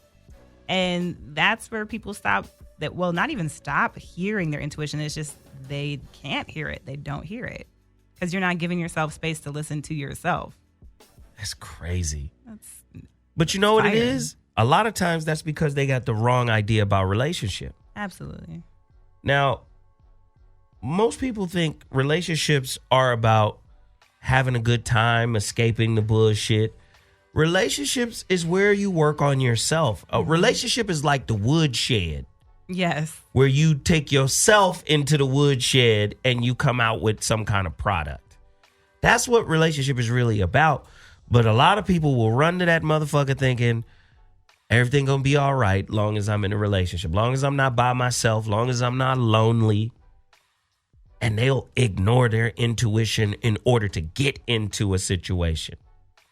Not knowing maybe your intuition led you here. Ooh, that's the curveball. That was a curveball. Maybe the intuition led you here because the intuition knows your weaknesses and brought you here so you could get into this, so you can unravel what your issues are. Okay. Interesting. Is this why you ignore your intuition? When you ignored your intuition yesterday. Yesterday? What was yesterday? Tell the truth. What the heck was yesterday? Did Sunday? What did you do that was against the grain of what your inner shit was telling you to do? Oh, really? I'm having a moment. Like, what are we talking about right now? You be acting. She be trying to hide from me. I was like, what was yesterday? Sunday. I can't actually even remember what happened yesterday. Because I know. You can put me on blast because I need help. I really don't know what you're talking about. You don't know. No. All right, I wasn't there, so you can hide from me. No, tell me. Tell me what happened. I wasn't there. Or your intuition just telling you something happened yesterday. Oh. Where you ignored your intuition. Oh, actually, something did happen yesterday. I know. Why you bullshitting me? I know. Okay, well, hopefully, I don't care if this person listens or not because they know that. This girl right here, man. She thinks she can hide. Right, I was like, damn, what happened yesterday, though? No, yeah, so I'm trying to break these habits, but, hey, you know, old habits die super hard. So, I have this thing where I try to prove to myself I can have male friends. Man, I have this thing where I'm like, I can do it. Particularly a bad habit is like someone that I've been intimate with before. And so it's I don't know why. So this habit's just got to die. So this habit's got to die. So yeah, there's a male that I've been intimate with that was like, we're not intimate. We're not anything anymore. And I'm like, we can transition to the friend zone. Thankfully, it did work out. But my intuition was like, don't even push the boundary. You're supposed to be not pushing boundaries, stupid. So yeah, me and this person did hang out yesterday. Nothing happened. I will say thank God. But the whole time I was thinking about what Zoe said in regards to that Freud thing. Like, do you consistently put yourself in situations to recreate a bad situation you've been in before? And I was like, homegirl, you ain't really breaking the damn cycle. Like, this dude should not be over here kicking it, even if it's professional and networking and crap. Like, just because you're both in the industry doesn't mean he needs to be at the house. So yeah, so that actually did happen yesterday. And I was like, lesson learned. You can't hang out with this Negro no more. Wow. Look at you. Yeah. Like, you did it on purpose. Thankfully, yeah. I think I was like, now I'm like, yeah, I was going to prove to myself, like, just because we've been intimate doesn't mean we can't be friends. Like, no, I know. Because even now I got a stupid text message 24 hours later, like, but we should really have sex again, though, just one more time. Like, okay, delete, block. Like, no, we're really never having sex ever again in life. That's what I'm saying. Like, you put yourself in that situation on purpose. I did. To prove what? Like, my intuition is so strong. Girl, stop fighting it. Like, no, just stop. Embrace the intuition because she is smart. These Let's get these callers on here. I told you she was fucking up. I told you. Okay, I said, what are you talking about? And then she gave us the Diet Pepsi version of what really happened. Caller, you're on the line. That was really what happened. I swear to God. What's your name and where you calling from, caller? Speak on it. Darnell, Tuscaloosa. Darnell, Tuscaloosa. What's the deal? What up, Zoe? You've been listening to this, right? Yeah, I've been listening. All right. To me, a woman that ignore her intuition is a Putin to me. A Putin. All right. Yeah, she's punitive, and she's subject to punitive all around, no matter what. I guess I don't want to say behavior, but just punitive, period. She's subject to that because, to me, God is the apex, and he ain't going for that. Wow. Okay. So, or she, or he, or she, whatever you want to put it, ain't going for that. So, and basically the intuitive process, it worked like kind of like the remote viewing. Like if you can't handle it, it can cause schizophrenia too. So it can make a woman crazy if she ignore it too. Like just like the remote viewing.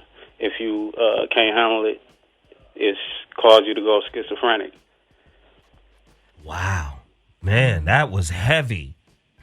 And this motherfucker be calling from Tuscaloosa be on some heavy shit. Right. You think Tuscaloosa is all about motherfucking Roll Tide football, but there's some other shit going on down there. Yes. Hey, brother, I appreciate that call. Thank you, man. Wow. That was heavy. It was, but he's right. Look at the phone lines. Jesus. Dang. Callers, you're on the line. What's your name and where you calling from? Speak on it. Caller. All right, let's go to the next one. The lines are lit up. Caller, you're on the line. What's your name and where you calling from? Caller. Hold on. Caller. Caller. They call it. It's one person calling from 8 phones. Caller, you're on the line. What's your name and where you calling from? This is Zeb Higdon, and I'm from Litchfield, Kentucky. Richfield, Kentucky. How are you? Oh, yeah. Pretty good. Pretty good. You want to talk a little bit about intuition? That's what we're talking about.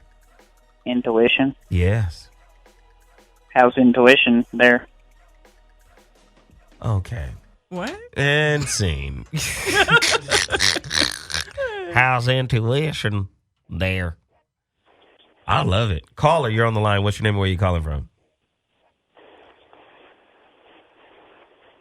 Okay, this is the last time you call from the rain. Hang up on them too. We're done. We can't take them.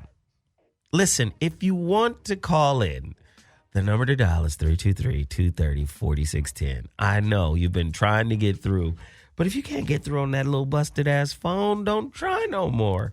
We only want people who have credible phones. Yes. If it's a cricket, it's the same person. Let's try him one last time. Caller. Caller. Yeah, we can't take him no more. Sorry. Yeah, we can't take him no more. It's cool. Well, I've learned a lot from my intuition. As I've gotten older, I used to be reckless than a motherfucker, right? Believe it. In terms of just not listening. Like, you know, my godmother told me not to date that one girl. Dated her anyway. But what I've learned now, like, I've met a whole bunch of girls, a whole different kind of vibe, and they've been coming at me in different ways. Like when I was younger, I would just take that ass down. I would just, oh, you asking for a pound driving, aren't you? And I'd give them the old woodshed action. But as I've gotten older, I've now been able to see things in their character that I wasn't even looking for when I was younger. And that wasn't really resonating with my intuitive process. Okay. So it's like I was missing it. All right. This is the one thing I hate. Oh, God. Another story. Yay. About a girlfriend, an ex-girlfriend of mine, right? Another story. I took this one. I don't want to put out too many details. I took to the one girl. We used to hang out at this spot, right, in Hollywood. And another sister who always liked me came up to me and did the same shit.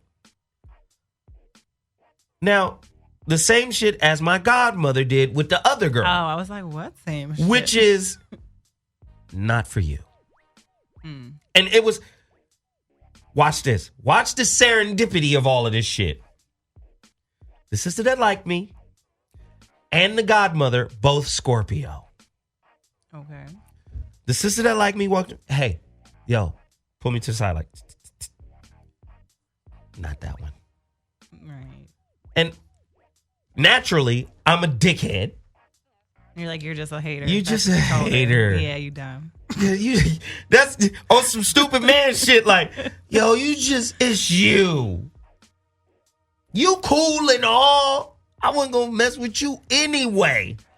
But I didn't listen to what she was saying. To the point where I was with the girl for many years. Oh. Years later, me and the girl break up. I go back to the spot where we used to kick it to holla at old girl. Found out she wasn't there. Aww. But we on IG together. I get her information. And then I track her down basically to go, what the fuck did you see? Yes. That I didn't see? Yes.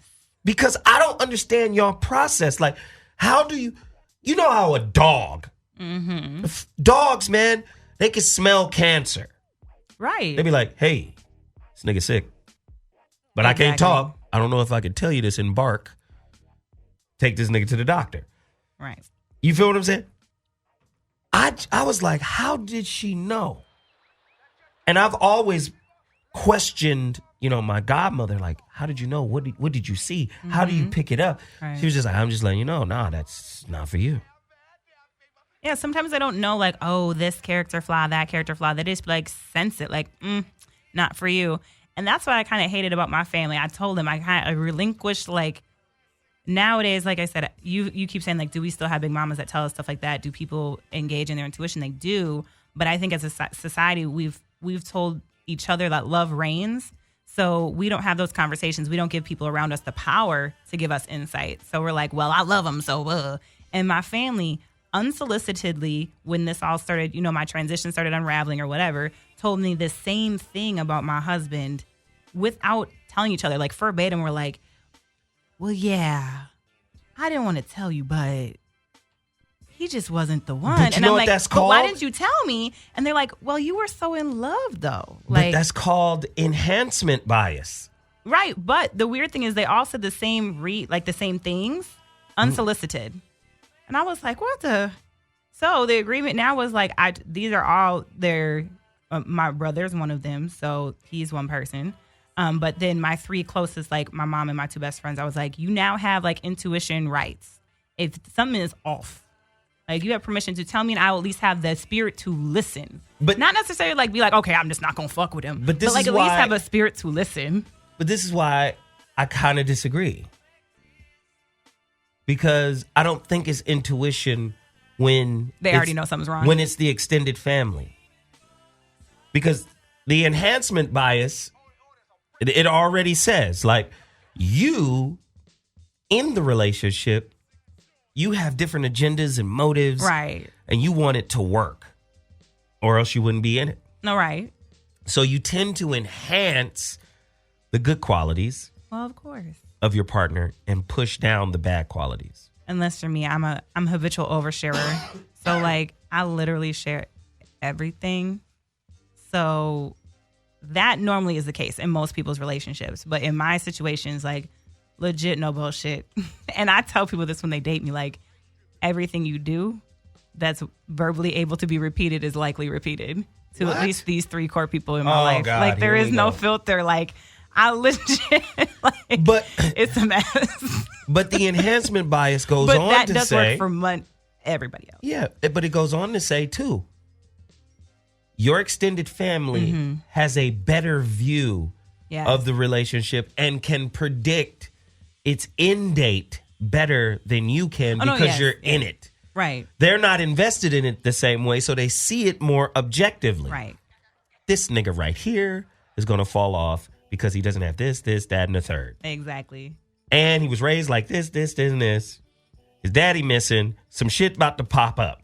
Exactly. So they can see it a little different. They'll be together a year and a half. Yeah, it's like my grandma. Man, my grandma is the business. And they found out that typically with the enhancement bias, extended family can predict the end of a relationship more accurately than the two people on the inside. Yes, absolutely. I believe it. So I wouldn't call that intuition. I would just say they're far enough away. Their perspective is just better. I get what you're saying. Yeah. Right. Caller, you're on the line. What's your name and where you calling from? Speak on it. I get it. Is that the same dude? Caller? Hold on.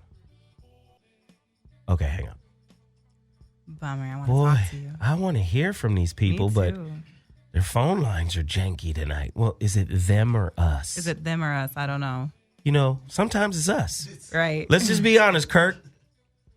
Kirk is our engineer right now. Kirk, have you used your intuition? Have you ignored it? Do you have a story of when you were just like, fuck it, I'm going to do it. Even though there was this word, this voice behind you like, stop, don't do it. My thing is, I'm a man, the embodiment of the left brain, right? But I'm right brain inclined. So my intuition, I'm really in touch with it. Ooh. And I'm sitting in the seat right here because I listen to my intuition. My intuition said, go be an engineer, be the opposite of what you were inclined to be. Wow. And when I go against it, it's an immediate, I'm getting slapped. Life is smacking me. Karma. Smacking you. Yeah, because I already know, you know. Damn. That's the thing. If you already know and you go against it, that's your ass. Yeah. Wow. How do you teach little girls to develop it? Being they got it naturally, but how do you teach them like, listen to your heart? How do you say it? You're a girl. Like I got a daughter. I wouldn't tell my daughter, listen to your heart. I don't know. Well, one, do not listen to your heart. Listen to your stomach. That's what I teach. Oh. Because like you said, the other girl said it when she was on. She's like, it's in my stomach. It comes from your gut. Anxiety comes from your gut, indigestion. Like a lot of what's rooted in our life doesn't come through our heart. Your heart will lie. Love is a liar. Love will blanket a lot of ugliness. Like that's crazy. Yes. So, but listen to your gut. That like that what you anxious just said pain scared me. Yes, the anxious pain is very real. So one, I teach young girls about real self-esteem, like real self-confidence, what it really is, monitoring it, realizing that like it's not stagnant. Like I talk about self-confidence as in you can be self-confident in your career and not self-confident in self, like personal and relationships. And you could have a different self-confidence level in your spirituality and your religion. They're not just one core self-confidence. So it's a miseducation a lot of us have. Like your self-confidence is a spectrum and you need to learn how to manage it and check it. So like my personal esteem in my career was amazing, whereas in my relationship, it was low. Interesting. Right? And those aren't congruent. So people would be confused. Like, you're so confident, but your relationship, they would never know. Like, I was really very submissive, right? In my relationship and cried a lot. You're a little cry, you know what I'm saying? When my feelings are hurt, if I let you in and you hurt them, I'm going to cry. First off, you're a goddamn Gemini. So I don't know how hurt you really are. And I get really hurt. You just if stop. you really hurt or if you just gearing up for real anger, retaliation. Like, don't front, Gemini. I know what's up with you. I know. It was really a lot of hurt, a lot of crying. I can but see. Anyways, I can tell. Y'all not paying attention. This is Senator Palpatine right No, here. this is really like, the one time being uncomfortable on camera is to let people know like how really hurt I was by this person. Like I was genuinely very hurt for a long period of time in my marriage, trying to make it work for a very long period of time. And so like to very publicly admit that like I really wanted that thing to be everything that I told the world it was. Wow. You know, so it really hurts like to watch it crumble and be like, yo, that was like kind of the opposite of everything I thought it was or said it was. It's public. One of my favorite people on Twitter, a lot of body, says, intuition for me is a sixth sense. Yes. She said, it talks to me. Yeah. So for me, it really is kind of a voice. Like, we don't want to admit it because we're like, oh, you're crazy. But it really, like, it has words. Like, when I was on the phone and he hung up on me, it really was like, but he hung up, though? Like, that's literally what it said. Like, but he hung up, though. Like, okay. That's crazy. So, yeah, to teach young ladies about it, I teach it from the gut. Your gut tells you a lot. That's where anxiety comes from. That's where a lot of disease comes from. But that's where your body speaks to you through your gut. Listen to your gut. Crazy. I don't know what the hell is going on, but this is scary stuff. I've had women who had dreams. Yes. I have prophetic dreams. It's true. You know what I mean? Like, jeez. Caller, you better be on the line. What's your name and where you calling from? Caller? That's the same dude. Get them out of here. Caller, you're on the line. What's your name and where you calling from? Caller? What is going on with the phones? We get right to y'all, so. Well, listen, this is what I'm about to do. I'm going to take a quick break, and when I come back, we're going to wrap up today's show. It's been a very good show, very interesting show. I'm going to take a quick break, song break, and then I'm going to come back, and then we'll wrap up, tell you where to find us, what we're doing. All right? I'm hollering 2.2, Dash Talk, Zoe Williams, Voice of Reason. Let's do it. Oh, yeah. Turn that beat up. Yeah. Welcome back to the Voice of Reason. Oh, yeah. Production by James Broadway. Let that beat slap for a second. Come on, man. Yeah. Yup. Ladies and gentlemen, the Voice of Reason. Today has been some very interesting, weird kind of stuff. The I Should Have Known show. Hindsight is 2020. Sometimes people got to walk in shit and understand that it stinks. Sometimes you can smell shit from a little far ways off. Yes. You ain't got to get up close and put your nose in it. Right. Some people's nose is stuffy. That's what we've been talking about. Is there a way to fine-tune your inner voice, your intuitive process? You know, we tried to cover all the angles. Why do women ignore their intuition and then turn around and blame men for it? Oops. Then break up with niggas 8 months before they actually break up.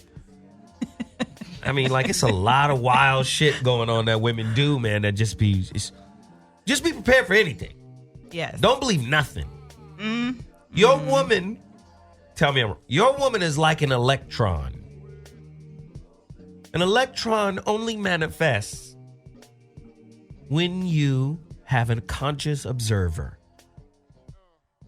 When you measure. That means when you bring that beat back. Bring that beat back. That means when you paying attention to her ass, she's there. Yes. You at least stop me, paying for sure. attention? Yes. She turns back into a probability wave. Oh, disappears. 100%. Ooh, you can't. And then you don't know how long that shit's gonna last. Because they believe it. I don't know. You ain't gonna never figure them out. Women are more like quantum mechanics. Men are more like classic physics. True. Big, basic shit. Feed us, sex us, love us, thank us, we're happy. True. Women popping in and out of existence on you. I don't know how I love you right now, but then don't ask 20 seconds from now. Shit just all over the place with y'all. Yes. So true. Ain't nothing you can do about it. There we go. Tiff Talk. Where can they find you, baby girl? How can they follow your work and what it is that you do? Yes. So you can follow me at Tiff Talk TV. That's TIFFTALK TV on all social media. And then you can also find me on my website at www.tiffanyram.com to see all the professional things like my bio, what I really do, where I came from, and what I can do for you. All right. I can smoke a bag of that. Yes. That's cool. I asked him to play that beat again. He played something else. But it's all right. Can we find it? Jesus. Oh, so you wasn't able to pull back and grab it. That beat was... That's it. That one. Just take it to the top. Just right there, because I want to be able to go out on this one. You know, I just want to be able to go out on it and have a good time. Turn it up right now. Hey. Ho. IamZoeWilliams.com. Yep. GoFundMe/Zoe Williams. GoFundMe.com/Zoe Williams. Woo! That track is nuts, right? Yeah. The Voice of Reason. 3 nights a week, 5 to 7 p.m. Pacific Standard Time. 8 to 10 p.m. Eastern Standard Time. The Zoe What Morning Show. Mondays. 11 a.m. to 1 p.m. Pacific Standard Time. 2 to 4 Eastern Standard. Yeah. Wednesday, I'll be back with another heater. Oh, I love that shit. Play it one more time, and then we out. Just play it one more time, and then we're out. You know what? I be fucking with the engineers. They don't know how to keep it going. Where is it? Alright, never mind. That sound good, right? That sound good, right? A bunch of poison in my bloodstream. Now it's getting Alright. You can just turn it all down now. It's a mess now. We can turn it all down. Jesus, I was asking for too much. Is that what happened? Okay. Crashed and burned. Yeah, we crashed and burned. We got it twice, and then I got greedy and asked for it again, and I failed. Ladies and gentlemen, we enjoyed ourselves tonight. Can't wait until Wednesday. I got a great topic. Ooh, Wednesday. Oh, my God. And, of course, we're going to have more female voices in Yay. here. But Wednesday's topic, y'all going to be mad as shit. Oh, exciting. Oh, my God. Hey, listen, this is where the relationship talk happens. Yeah. We had the realest conversations in the world. We appreciate everybody for tuning in. I'm Zoe Williams, the Voice of Reason, and I'll see you Wednesday. Deuces.